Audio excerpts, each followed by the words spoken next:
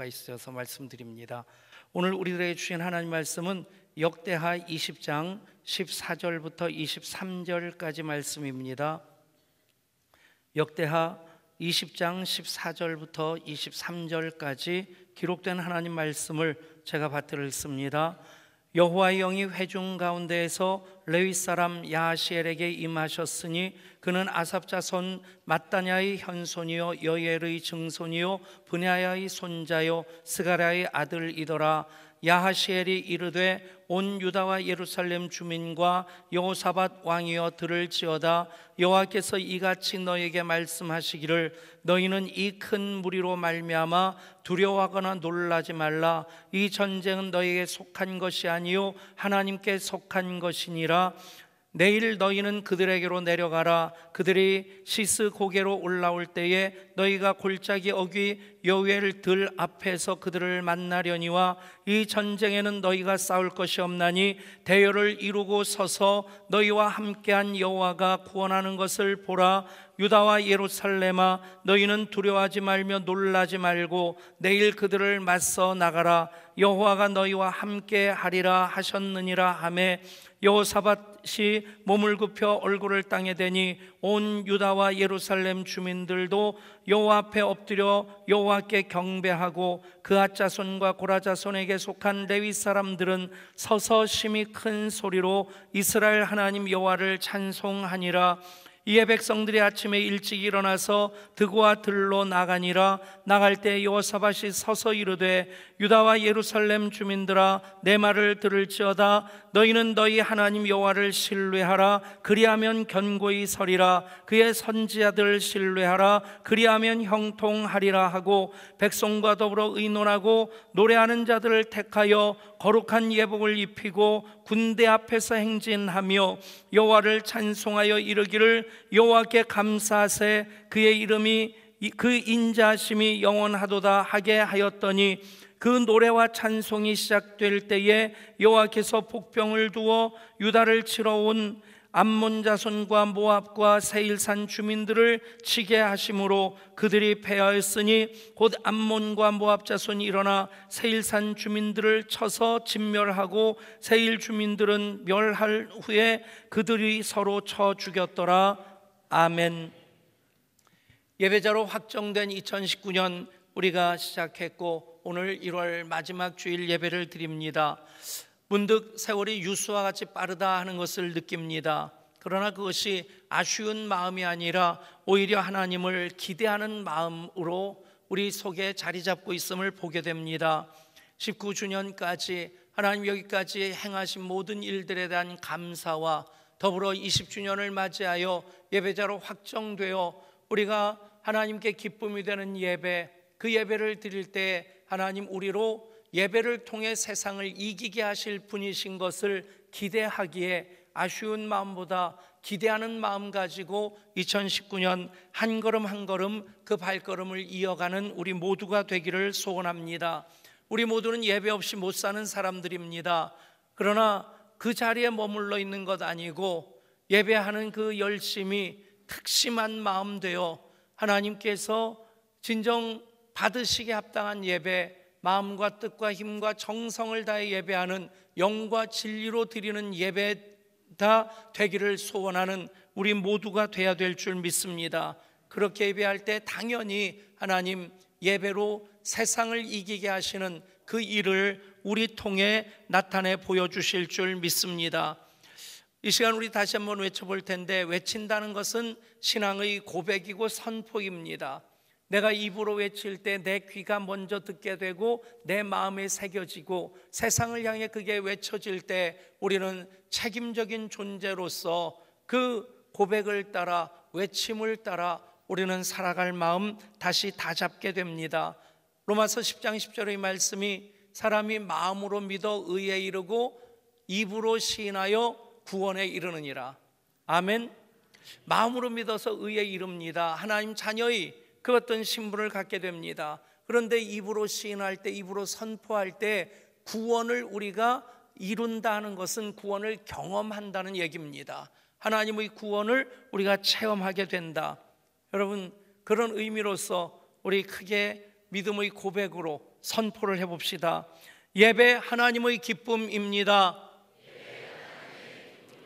예배 세상을 이기는 힘입니다.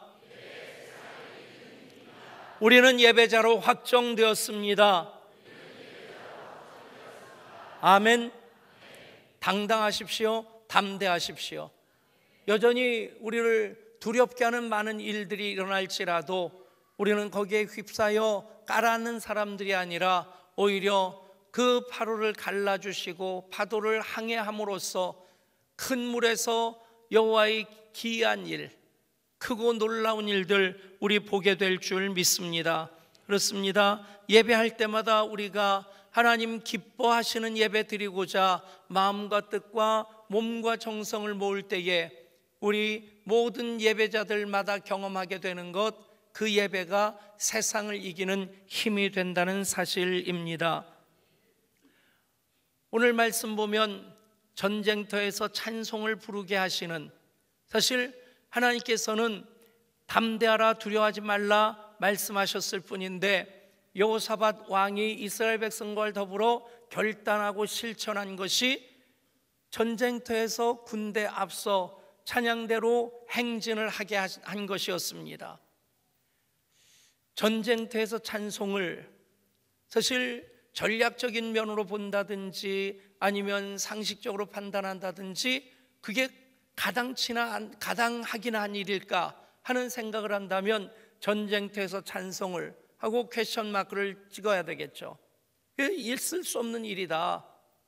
그런데 그렇게 찬송하게 하시는 하나님, 그 예배를 받으셔서 복병을 두시고 복병을 통해서 암몬과 모압 자손 세일 주민들의 그 연합군을 이기게 하시는 그 능력을 경험하게 될 때, 그 다음에는 부호가 물음표가 아니라 느낌표로 바뀌어지게 될 줄 믿습니다. 이것이 우리의 신앙이 될 수 있기를 소원합니다. 성경에 보면 하나님께서 은혜로 모든 것을 다 준비해 놓으시고 그 가운데 거하게 하시는, 창조하신 그 세상 속에 우리로 살게 하시고 또 홍해를 향하여 물론 믿음의 고백으로 모세로 하여금 지팡이를 들어 가리키게 하시는 그 일까지는 하게 하십니다. 그러나 하나님이 홍해를 갈라주셔서 마른 땅과 같이 걷게 하십니다. 그런데 그것만이 아니라 또 때때로는 하나님께서 우리가 하나님을 신뢰함으로 순종하고 행동할 것을 요구하실 때가 있습니다. 예를 들면 요단강, 여호수아와 그 제사장들이 법궤를 어깨에 메고 발을 요단강에 내디딜 때 요단강이 갈라지게 됩니다. 홍해는 갈라 놓으시고 걸어가게 하셨는데 요단강은 믿음으로 발을 내디딘 다음에 갈라지게 하십니다. 작년에 우리 교회가 성지순례를 다녀왔는데 제가 요단강에는 3번 갔다 왔습니다. 근데 갈 때마다 모양이 달라요. 이제 우기와 건기의 그 모양이 다르고 여호수아 때의 요단강과 지금의 요단강이 또 사뭇 다르고, 근데 조금 건기 때 요단강을 가게 되면 애개하는 마음을 갖습니다. 진짜 애개해요. 바짓가랑이 걷어 붙일 것도 없을 것 같은 생각이 들고요. 근데 문제는 건너가면 요르단이라는 나라고 이쪽은 이스라엘이고 뭐 개울 같은 거 하나 사이로 국경이 나뉘어지기 때문에 장난 삼아서 넘어갔다 거기서 다시 돌아오는데 일주일 이상 걸린다고 하더라고요. 뭐 조사 다 받아야 되고 무단 국경 침입이니까. 근데 정말 요단강 건기 때 가보면요, 바짓가랑이 그냥 한두 번 걷어붙이면 그냥 첨벙첨벙 몇 걸음 내디면 건너갈 것 같아요. 근데 우기가 지난 다음에 가보면 그 물 양이 좀 많기도 하거니와 물이 이만큼 찼었구나 하는 것이 보여집니다. 그러니까 요단강 양편으로도 이제 꽤 넓은 지역까지, 꽤 높은 곳까지 물이 차서 흐른 흔적들이 있습니다. 여호수아가 그 요단강을 건널 때 모맥을 거두는 때라고 했습니다. 그때는 우기고 이제 물이 많이 흐를 때입니다. 어쨌든 물이 많든 적든 하나님께서 요구하시는 것은 먼저 믿음의 행동을 보이라는 겁니다. 발로 내딛고 그 요단강 넘쳐 흐르는 넘실거리는 그 요단강에 발을 내디딜 때 하나님께서 갈라주십니다. 여리고가 무너지는 과정도 마찬가지입니다. 하나님께서 무너뜨려 놓으시고 건너가라 하지 않으셨어요. 순종함으로 하루에 한 바퀴씩 돌게 하시고 마지막 날 7바퀴를 돌고 큰 소리로 외칠 때 무너집니다. 아멘. 여러분, 믿음은 가장 적극적인 행동이 되어야만 합니다. 예배는 정적인 것이 아니라 가장 역동적인 우리의 신앙 행위가 되어야만 합니다. 모압과 암몬, 세일산 그 주민들의 연합군, 남유다 북왕국 이스라엘 나뉘어지기 전의 통일왕국이 사울과 다윗과 솔로몬 3대 120년만 통일왕국이었고, 그 다음에는 두 나라가 멸망당할 때까지 둘로 나뉘어져 있었습니다. 북왕국이 훨씬 더 군사적으로 강국이고 또 영토도 넓고 또 12지파 중에서 11지파가 북쪽으로 그렇게 붙었기 때문에 남왕국은 유다왕국이라고 부르는 것은 유다지파 한 지파로 만들어진 나라란 얘기입니다. 북왕국이 이미 멸망하고 남왕국 여호사밧 왕이 이제 군사적으로도 약하고 또 대비도 없는 상태에서 이쪽이 쳐들어온 겁니다. 성경은 공식처럼 반복되어지는 것이 있는데, 아무리 군사적으로 강력한 그 대비를 하고 있다든지 아니면 외교적으로 강대국들과 그렇게 그 군사협정, 외교협정을 통해서 그런 어떤 대비를 하고 있다 할지라도 하나님을 의뢰하지 않을 때는 언제나 집니다. 반면에 약하디 약한 상태이지만 무너지기 직전의 풍전등화 같은 상황이라 할지라도 하나님을 의뢰하면 하나님께서 이기게 하십니다. 그런데 오늘 본문은 하나님께서 이기게 하시는 그 과정이 좀 독특합니다. 물론 야하시엘 선지자에게 하나님께서 감동을 주셔서 이 전쟁은 너에게 속한 것이 아니라 여호와께 속한 것이다, 두려워하지 말라, 겁내지 말라, 내가 너희 가운데 행하는 것을 보게 될 것이다, 그 말씀을 듣고 기가 팍 죽어 있던 상태에서 이제는 조금 두려움을 떨쳐낼 수 있는 그런 상태가 되었는데, 그런 상태에서 여호사밧 왕이 결단하고 이스라엘 백성들과 의논하고 행동으로 옮긴 게 무엇입니까? 레위 자손들을 중심으로 해서 성가대를 만들고 그 성가대를 군대 앞에서 행하게 한 겁니다. 그럴 일은 없어야 되고요, 없을 겁니다. 그런데 만약에 북한이 오판을 해가지고, 요즘 보는 북한보다 일본이 더 그럴 가능성이 많은 것 같아요. 저전 그 속에서 쳐들어왔어요. 우리나라가 기록상에 남아있는 것만 해도 외고의 침입이 5,000번 정도가 된다고 해요. 임진, 외란, 정묘, 재란만 있는 것이 아닙니다. 그러니까 그런 일이 있을 때 이 동네에 육군단이 있죠. 육군단장이 우리 교회로 연락이 왔습니다. 할렐루야 찬양대가 가운을 입고 그 앞에 우리보다 먼저 가시면 참 좋겠습니다. 그러면 우리가 이길 것 같습니다. 생각이 갑자기 복잡해지죠? 여러분, 그렇게 생각하면 이것은 물음표가 되는 거예요. 왜 이렇게 해야 될까? 이런 일이 무슨 효과가 있을까? 우리를 총알바지로 내세우는 것 아닐까? 그런데 여호사밧과 유다 백성들, 예루살렘 주민들이 같이 의논해서 그 일을 행할 때 그들의 고백은 딱 한 가지였습니다. 우리 힘으로는 이길 수 없고 하나님이 도와주셔야 이길 수 있다. 이미 하나님께서 말씀하셨습니다.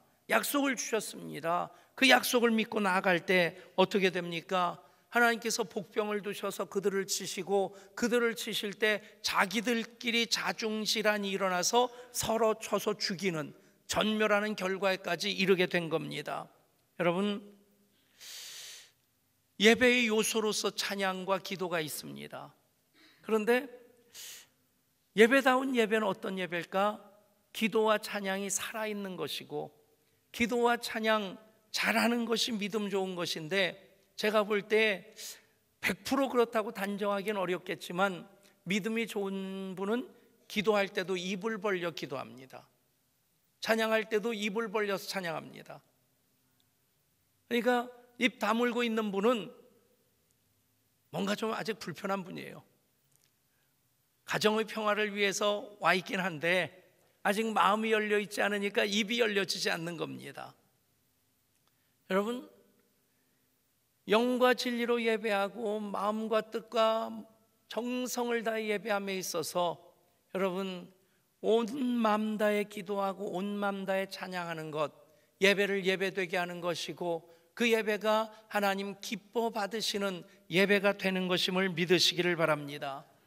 2차 세계대전이 발발했을 때 전쟁을 철저하게 준비했던 독일에 의해서 폴란드가 금방 점령당하고 벨기에, 네덜란드, 룩셈부르크도 점령당하고 불과 얼마 안 되어서 프랑스도 항복하고 프랑스의 괴뢰 정부가 세워지고 영국 하나만 유럽에서 남게 됩니다.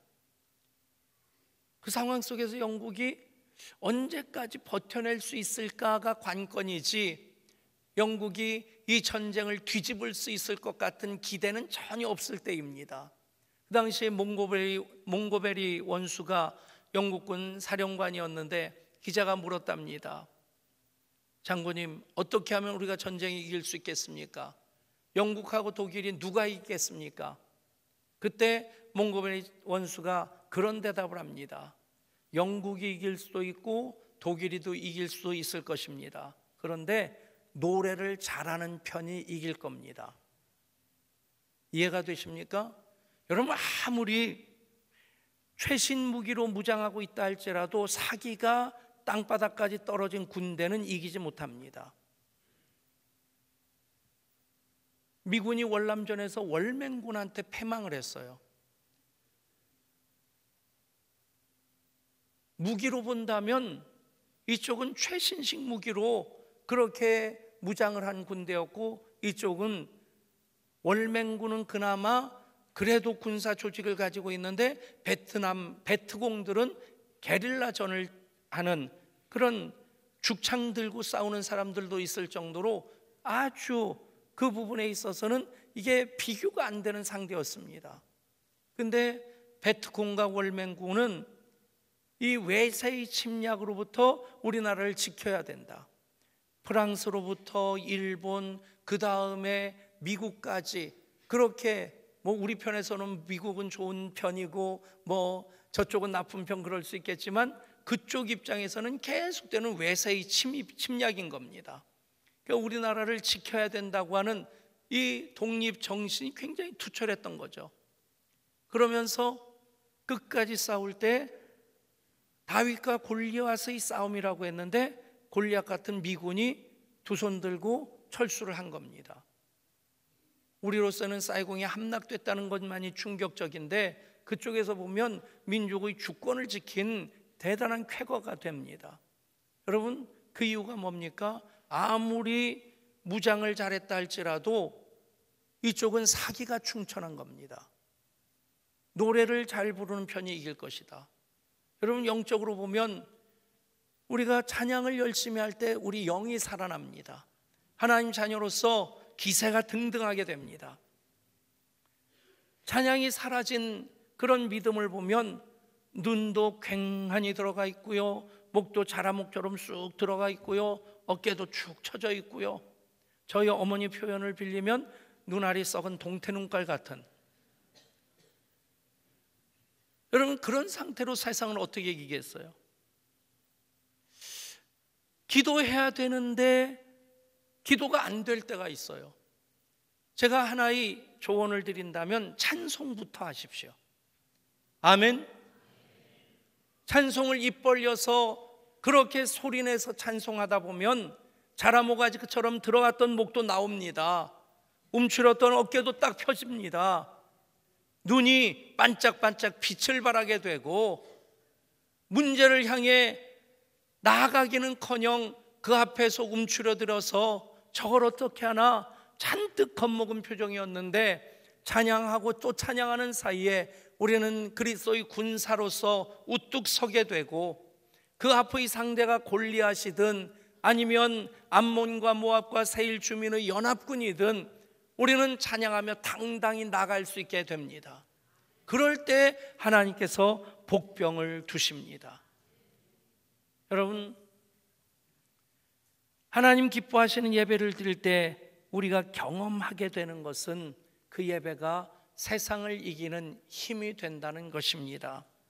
그래서 그 여호사밧과 유다 백성들이 브라가 골짜기까지 이르게 됩니다. 브라가 골짜기 이야기를 24절 이하에서 이렇게 말씀합니다. 25절부터 읽습니다.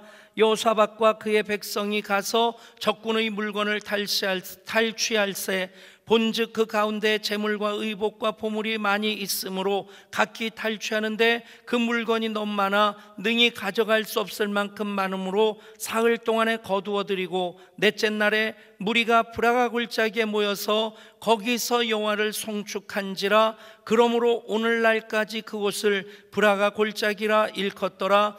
유다와 예루살렘 모든 사람이 다시 여호사밧을 선두로 하여 즐겁게 예루살렘으로 돌아왔으니 이는 여호와께서 그들이 그 적군을 이김으로써 즐거워하게 하셨음이라.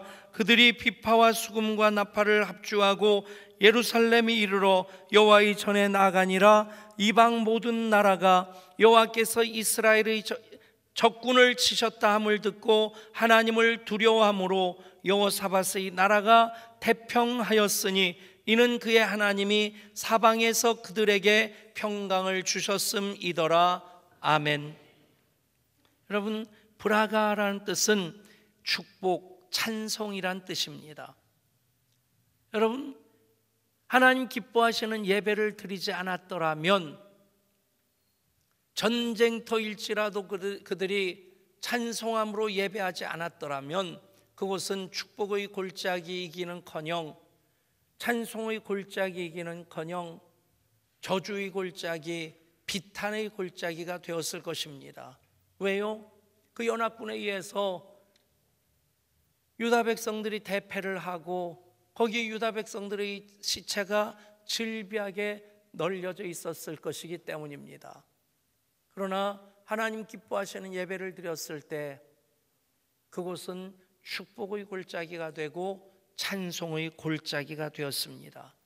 사랑하는 여러분, 이것이 하나님 기뻐하시는 예배를 드리는 여러분들이 간증이 될 수 있기를 소원합니다. 여러분들의 가정이 브라가 골짜기입니다. 여러분들의 기업이 브라가 골짜기가 되어야만 합니다. 그곳에서 하나님 행하신 일들로 여호와를 송축하는 여러분 될 수 있기를 축복합니다. 송축이라는 말은 찬양한다는 뜻과 더불어서 자랑한다 하는 그런 뜻이 있습니다. 하나님 행하신 일들, 참 하나님 멋있습니다, 대단합니다.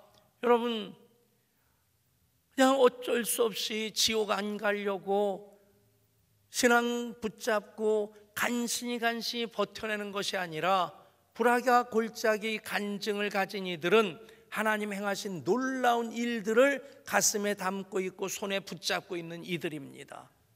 그들은 그곳에서 하나님을 송축합니다. 하나님 참 멋지십니다. 하나님 참 대단하십니다.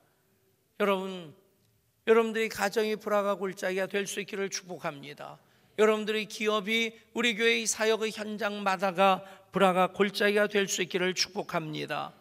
세상을 살 때 우리를 우겨 싸는 것들 많을 것입니다. 우리를 답답하게 하는 일들 많을 것입니다. 그러나 고린도후서 4장에서 이렇게 말씀합니다. 우리가 사방으로 우겨쌈을 당하여도 쌓이지 아니하며 답답한 일을 당하여도 낙심하지 아니하며 박해를 받아도 버림받지 아니하며 거꾸러뜨림을 당하여도 망하지 아니하고 우리가 항상 예수의 죽음을 몸에 짊어짐은 예수의 생명이 또한 우리 몸에 나타나게 하려 함이라. 아멘. 예수의 생명이 우리 몸에 나타나는 것, 우리가 삶을 통해 계속해서 십자가 신적 교환의 역사를 경험하고 누리며 살아가는 것을 뜻합니다. 여러분, 우리는 이미 이겨놓고 싸우는 사람들입니다. 우리나라가 축구 8강에서 졌어요. 졌다는 사실을 아는 순간 집에 들어가서 그냥 안 봤으면 좋을 텐데, 작은 아들이 아버지 보실래요? 그러고는 저희 집은 이 CCTV 그 케이블 TV가 연결이 안 돼 있어서 공중파밖에 안 나옵니다. 그 아이패드로 JTBC에서 중계를 한다고 그걸 보라고 하더라고요. 괜히 봤어요. 보면서 기분도 조금 거시기했는데 한 방 먹는 순간 A씨 괜히 봤다. 그리고 그 전까지 금요성령 집회하고 뭐 이게 정말 충만해서 집에 들어가면서 집사람하고 여보 오늘 내가 눈물 나와서 참을 수가 없어서 그러면서 막 행복한 얘기들을 하면서 들어갔는데 벤투를 경질하라 뭐 그래야 됩니까? 어쨌든 뭐 기분이 확 바뀌는 거예요. 결론은 뭡니까? 축구는 이길 수도 있고 질 수도 있어요. 그런데 영적 전쟁에서 우리는 져서는 안 되는 사람들입니다. 우리는 이미 승리를 보장받은 이들입니다. 로마서 8장 35절부터 그렇게 말씀합니다. 누가 우리를 그리스도의 사랑에서 끊으리요? 환난이나 곤고나 박해나 기근이나 적신이나 위험이나 칼이랴.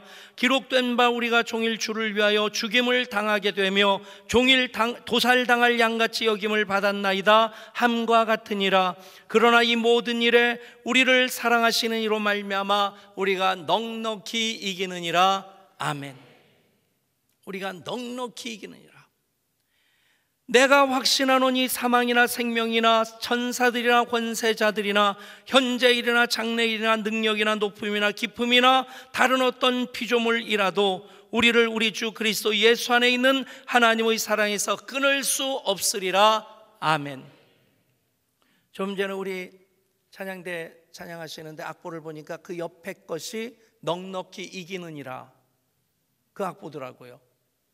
그래서 제가 그 생각이 들었어요. 진작 저걸 해달라고 부탁을 할 것. 넉넉히 이기느니라. 아멘. 그럼 누가 우리를 그리스도 예수 안에 있는 하나님의 사랑에서 끊으리요? 여러분, 넉넉히 이기느니라, 이겨놓고 싸운다는 얘기입니다. 승리가 보장되고 확정되었다는 것입니다. 아멘. 그것을 헬라어로 휘페르니카오라고 합니다. 따라 하실까요? 휘페르니카오. 아멘. 여러분, 넉넉히 이기는 보장이 우리에게 있습니다. 어떻게 해야 됩니까? 하나님 기뻐하시는 예배를 드려야 합니다. 그러면 그 예배를 통해 우리는 세상을 이기며 살게 됩니다. 고레스 왕 이사야에 나오죠. 70년 포로 생활 끝내고 다시 고국으로 이스라엘 백성들을 돌려보내는 그 일을 이루었던 바사의 왕입니다. 페르시아 왕인데 그 고레스 왕을 하나님께서는 내가 기름 부어 사용한다 말씀하십니다. 그 고레스 왕이 굉장히 덕장이었다고 합니다. 고대 전쟁에서는 정복자는 이제 전쟁에서 패한 모든 사람들을 왕족들은 다 도륙을 하고 백성들은 노예로 잡아다가 망리를 시킵니다. 그런데 고레스는 가급적 진멸하지 않고 그들을 유화 정책으로 한 민족 되게 하는 그런 일을 이루었다고 합니다. 고레스가 한 나라와 싸움을 해서 그 나라가 전쟁에서 패배하고 왕과 또 자녀들과 왕비가 포로로 잡혀와서 고레스 왕 앞에 무릎을 꿇게 되었습니다. 고레스가 묻습니다. 내가 만일 그대를 살려준다면 그대는 나를 위하여 무엇을 하겠는가? 그러자 그 패한 적국의 왕이시여, 왕이 저에게 그런 은혜를 베푸신다면 제 가진 재산의 절반을 왕께 드리겠습니다. 또 묻습니다. 내가 그대의 자녀들을 살려준다면 그대는 어떻게 하겠는가? 왕이시여, 내가 가진 모든 재산을 다 왕께 바치겠습니다. 또 묻습니다. 내가 그대의 아내를 살려준다면 그대는 어떻게 하겠는가? 그때 이 전쟁에 패한 포로로 잡혀온 왕이 이렇게 말합니다. 왕이시여, 그렇게 은혜를 베풀어 주신다면 지금 제가 당장이라도 제 목숨을 왕께 드리겠나이다. 고레스가 고개를 끄덕거리면서 여봐라, 이 사람들은 죽이기에 너무 아까운 사람들이다. 풀어주어라. 죽음의 문턱에서 살았습니다. 부인과 마주했을 때 이 적국의 왕이 포로로 잡혀있다 죽음의 문턱에서 풀려난 두 사람이 대화를 나눕니다. 과연 듣던 대로 고레스 왕은 훌륭한 덕장임에 틀림없습니다. 그는 분명히 전 세계를 제패할 겁니다. 내가 그의 얼굴을 자세히 살펴보니 인물도 그렇게 출중할 수 없더이다. 그대 생각은 어떻소? 그렇게 왕비에게 묻는 겁니다. 왕비가 이렇게 대답합니다. 저는 그 사람의 얼굴을 전혀 쳐다보지 못했습니다. 왜냐하면 저는 저를 위해서라면 기꺼이 자신의 목숨까지라도 아끼지 않고 바치겠다고 하는 믿음직한 남자의 얼굴을 황홀하게 쳐다보느라고 그 외에 다른 곳에는 전혀 눈길을 돌릴 수가 없었기 때문입니다. 여러분들의 시선은 누구를 향하고 있습니까? 하나님을 향한 여러분들의 시선은 어떤 시선입니까? 하나님, 우리를 사랑하셔서 아들을 내어주시고 아들이신 예수님 마지막 남은 한 방울 물과 피까지 쏟으시면서 목숨을 내놓으시고 우리를 하나님 자녀로 사셨습니다. 그래서 예배는 하나님께 우리의 모든 시선을 드리는 시간이 되어야만 합니다. 몸은 이곳에 앉아 있는데 이런저런 다른 생각이 복잡해서는 안 됩니다. 이런저런 걱정 때문에 하나님을 향한 마음이 제한된다면 그것은 진정 하나님 기뻐하시는 예배일 수 없을 것입니다. 모든 시선을 주님께 드리고 살아계신 하나님을 느낄 때 세상은 주의 나라가 되고 하나님이 일하기 시작하네. 하나님 기뻐하시는 예배 모든 시선을 하나님께 드리는 것입니다. 황홀한 마음으로 주님을 바라보며 예배할 때 주님 그 예배 기뻐 받으시고 예배자로 우리 이 땅 살아가면서 예배가 세상을 이기게 하는 힘인 것을 경험하며 살게 될 줄 믿습니다. 기도하겠습니다. 하나님, 모든 시선을 주님께 드려 하나님 기뻐하시는 예배를 드릴 때에 하나님 일하기 시작하심을 우리 경험하게 될 줄 믿습니다.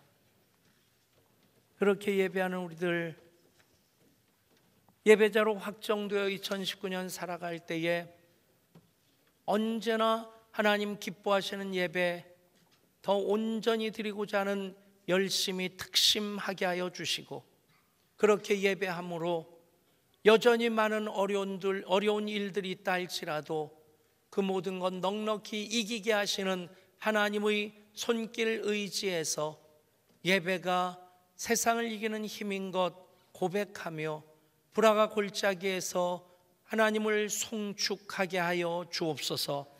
우리 주 예수 그리스도 이름으로 간절히 기도드리옵나이다. 아멘.